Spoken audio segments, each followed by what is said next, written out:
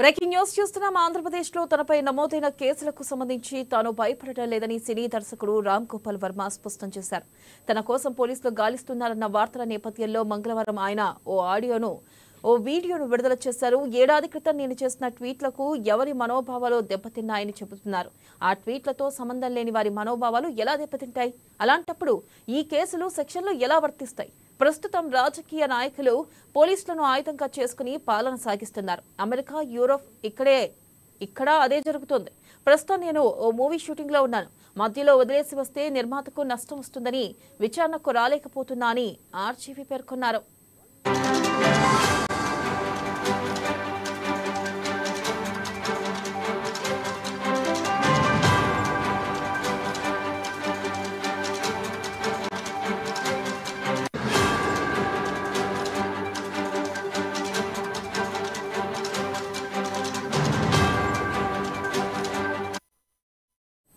Social media పోస్టుల వ్యవహారంలో పోలీసులు నమోదు చేసిన కేసుల్లో ముందస్తు బెయిల్ కోరుతూ ప్రముఖ దర్శకుడు రామ్ గోపాల్ వర్మ దాఖలు చేసిన పిటిషన్లపై హైకోర్టు విచారణ జరపనుంది.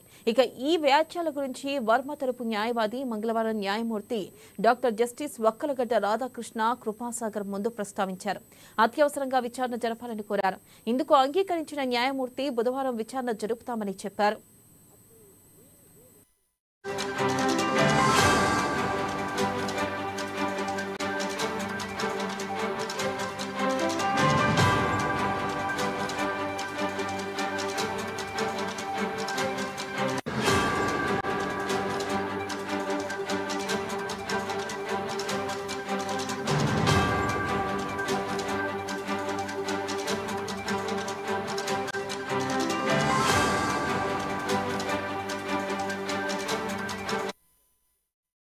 బ్రేకింగ్ న్యూస్ చూస్తున్నాం. ఆంధ్రప్రదేశ్లో తనపై నమోదైన కేసులకు సంబంధించి తాను భయపడటం లేదని సినీ దర్శకుడు రామ్ గోపాల్ వర్మ స్పష్టం చేశారు. తన కోసం పోలీసులు గాలిస్తున్నారన్న వార్తల నేపథ్యంలో మంగళవారం ఆయన ఓ వీడియోను విడుదల చేశారు. ఏడాది క్రితం నేను చేసిన ట్వీట్లకు ఎవరి మనోభావాలు దెబ్బతిన్నాయని చెబుతున్నారు. ఆ ట్వీట్లతో సంబంధం లేని వారి మనోభావాలు ఎలా దెబ్బతింటాయి? అలాంటప్పుడు ఈ కేసులు సెక్షన్లు ఎలా వర్తిస్తాయి? ప్రస్తుతం రాజకీయ నాయకులు పోలీసులను ఆయుధంగా చేసుకుని పాలన సాగిస్తున్నారు. అమెరికా, యూరోప్ ఇక్కడ అదే జరుగుతుంది. ప్రస్తుతం నేను ఓ మూవీ షూటింగ్ లో ఉన్నాను. మధ్యలో వదిలేసి వస్తే నిర్మాతకు నష్టం వస్తుందని విచారణకు రాలేకపోతున్నా అని ఆర్జీవీ పేర్కొన్నారు. ఇక సోషల్ మీడియా పోస్టుల వ్యవహారంలో పోలీసులు నమోదు చేసిన కేసుల్లో ముందస్తు బెయిల్ కోరుతూ ప్రముఖ దర్శకుడు రామ్ గోపాల్ వర్మ దాఖలు చేసిన పిటిషన్లపై హైకోర్టు విచారణ జరపనుంది. ఇక ఈ వ్యాఖ్యల గురించి వర్మ తరపు న్యాయవాది మంగళవారం న్యాయమూర్తి డాక్టర్ జస్టిస్ వక్కలగడ్డ రాధాకృష్ణ కృపాసాగర్ ముందు ప్రస్తావించారు. అత్యవసరంగా విచారణ జరపాలని కోరారు. ఇందుకు అంగీకరించిన న్యాయమూర్తి బుధవారం విచారణ జరుపుతామని చెప్పారు. Extremely sorry to disappoint. The ఉనికిపోతున్నాను మంచం కింద కూర్చొని ఏడుస్తున్నాను అని అందరూ whatever the media is speculating అందరికి చిన్న డిసప్పాయింట్మెంట్ ఉండొచ్చు వీడియో. ఇక్కడ పాయింట్ ఏంటంటే I just want to explain the whole concept. ఇప్పుడు నేను ఆల్మోస్ట్ ఒక 1 year బ్యాక్ ఏదో ట్వీట్స్ పెట్టాను అనే ఎలిగేషన్. ఆ ట్వీట్స్ ఎవరో మనోభావాలు దెబ్బతిన్నాయి. ఇక్కడ విచిత్రం ఏంటంటే 1 year బ్యాక్ పెట్టిన ట్వీట్స్ 4 డిఫరెంట్ ప్లేసెస్ లో 4 డిఫరెంట్ జ్యూరిస్డిక్షన్స్ లో 4కి ఒకే 3-4 రోజుల వ్యవధిలో వాళ్ళ మనోభావాలు దెబ్బతాయి. వాళ్ళు ఆ పరంగా కంప్లైంట్ ఇవ్వడం, కేసులు పెట్టడం జరిగింది.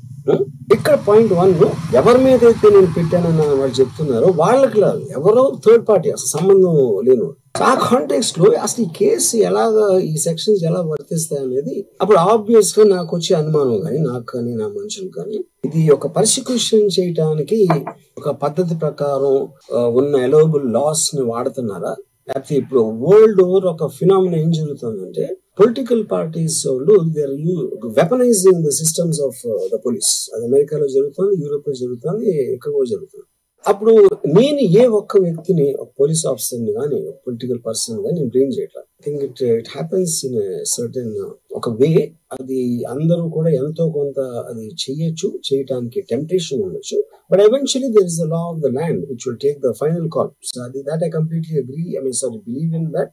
And abide by that as a citizen. So ఇప్పుడు ఇక్కడ జరిగింది ఏంటి, నాకు ఒక నోటీస్ వచ్చింది, నేను ఒక రిప్లై ఇచ్చాను, మన చోట ఫలానా తారీఖు నేను వస్తాను. అప్పటికి నాకు జరుగుతున్న పని ఒక ఆన్గోయింగ్ స్కెడ్యూల్ ఉంది కాబట్టి, నాకు ఫిల్మ్ వర్క్ ఉంది కాబట్టి అవ్వలేదు. అండ్ ఇట్ ఈస్ వేరే ప్రొడ్యూసర్ చేస్తాను, ప్రొడ్యూసర్ కి నష్టం వస్తుంది కాబట్టి నేను మళ్ళీ టైం అడిగాను. ఏంటి కేసు, ఇదేం అర్జెంట్ కేసు అంటే 1 year తర్వాత ట్వీట్ చూసిన అతనికి 1 week లో అన్ని అయిపోవాలనేది ఏమన్నా మీనింగ్ ఉంటుంది అసలు దానికి? So which basically means it is being done for purposes other than the urgency of the case. ఇప్పుడు అర్జెన్సీ ఆఫ్ ద కేస్ అంటే మీరు